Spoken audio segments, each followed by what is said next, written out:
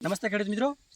તો આજે આપણે એવા અમારા મોટા ગામની અંદર જ છે, તો આપણા પ્રગતિશીલ ખેડૂત એવા આપણે એમના વિશે આપણે ડ્રોન વિશેની માહિતી, એમને કેટલી વાર મગફળીનો સ્પ્રે કર્યો, આપણે જે ડ્રોનથી પહેલી વાર કર્યો, એના પછી કેટલી વાર કર્યો નિંદામણ માટેનો, ખાતરનો, તેના વિશેની આપણે થોડી જાણકારી એમના મોઢે જ આપશે. તો તેમને ટ્રેક્ટરના બેનિફિટ વધારે મળ્યું છે કે આપણે જે ડ્રોનથી દવા છોડી એનાથી બેનિફિટ વધારે મળે, તેના વિશેની થોડી આપણને માહિતી આપશે. તો ખેડૂત મિત્ર પોતે જ આપણને એમના મોઢે સાંભળો તો એ શું કહેવા માગે છે.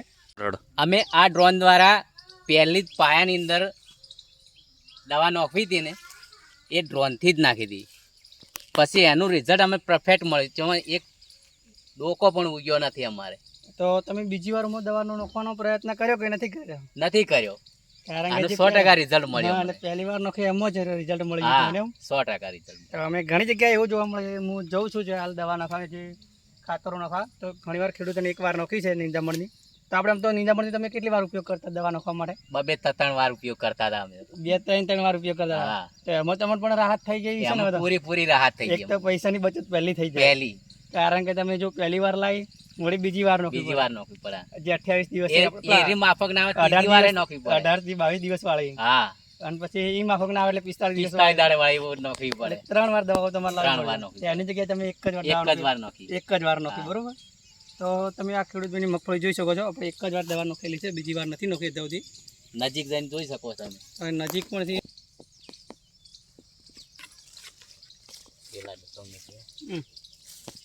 કોઈ જગ્યા દેખાતી હોય કે ઘણું નિંદામણ ઉગી ગયું છે, કારણ કે જો આ તો આપણે ઘણી મગફળી ગાહરી હોય તો ઉગે ના, પણ આસી હોય ને તો નિંદામણ ઉગવાનું જ. તો આપણે આસીની જગ્યાએ બતાવવા જઈએ તો તમે જુઓ તો નથી ઉગ્યું. આરામ તો કદાચ ના જ ઉગે કોણ નિંદામણ, પણ આસામાં ઉગી જાય કદાચ ખોડો, તો આસામાં જોવા મળતું નથી. તો તમે બીજા ખેડૂતોને શું કહેવા માગશો એના વિશે? નહીં કે અમે તો એક જ સલાહ આપો છો કે ડ્રોન સિવાય કોઈનો બીજાનો ઉપયોગ ઓછો કરો. તમે કેટલા લીટર હોય તો ડ્રોનનો ઉપયોગ કરો. કેટલા વીઘા જમીન તમારી હાલમાં? અમારી 2 વીઘા. આ 2 વીઘા જમીન, એની અંદર આપણે કેટલા લીટર પાણી વાપર્યું હાલ તમારે? એની અંદર 18 લીટર પાણી વાપર્યું છે આ દવાની અંદર. તો તમે જે બેરલની અંદર ટ્રેક્ટરનું જે બેરલ લાવતા હતા આપણે, એક બેરલ વાપરતા હતા, એમાં કેટલા લીટર પાણી ભરતા હતા તમે? એમાં 200 લીટર આવે. 220 લીટરનો જે બેરલ આવતું હોય છે, તેમાં કેટલા લીટર તમે ભરતા હતા? એમાં પૂરેપૂરું ભરતા હતા. પૂરેપૂરું ભરતા હતા. એટલે જે દવાની ટકાવારી આપણે જે 10 પંપની જે તમે હાલમાં દવા લાવી, એની ટકાવારી પરફેક્ટ તૂટી જ જવાની, કારણ કે જે રહેવાની હોય એ ના રહે. પાણીની માત્રા વધી જાય અને દવાની માત્રા ઘટી જતી હોય. ઓની અંદર એવું નથી. ઓમાં શું છે કે જે આપણે જો પાણી વાપરીએ છીએ એ એકદમ નોર્મલ વાપરીએ છીએ, ઓછું. કારણ કે 2 વીઘાની અંદર જે આપણે પાણી 20 લીટર વાપરીએ, 18 થી 20 લીટર પાણી જાય છે ને, એની અંદર કોઈ દવાની ટકાવારી તૂટતી નથી. એટલે તમને 100% રિઝલ્ટ મળે.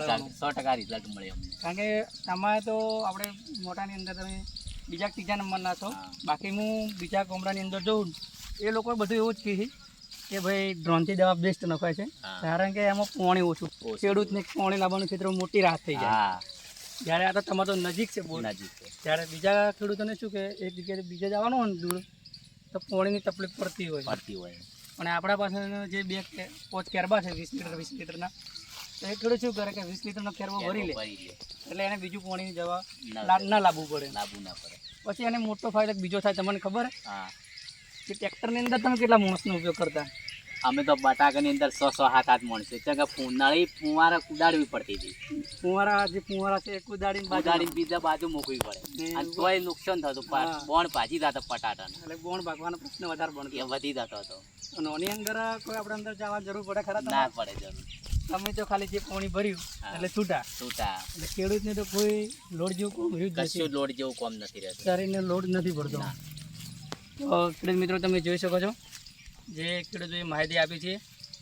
હું તો જો તમને કહી દઉં કે ભાઈ ડ્રોન વિશે આમ છે તેમ છે, પણ જો ખેડૂતના મોઢે તમે સાંભળશો ને તો વધારે વિશ્વાસ કરશો. એટલે ખેડૂતભાઈએ કીધું એ તમે જરૂરથી સાંભળો. જય હિન્દ. બરોબર. જો આ જ વિડીયો ગમો હોય તમને તો લાઈક કરજો, શેર કરજો અને સબસ્ક્રાઈબ કરવા ના ભૂલતા.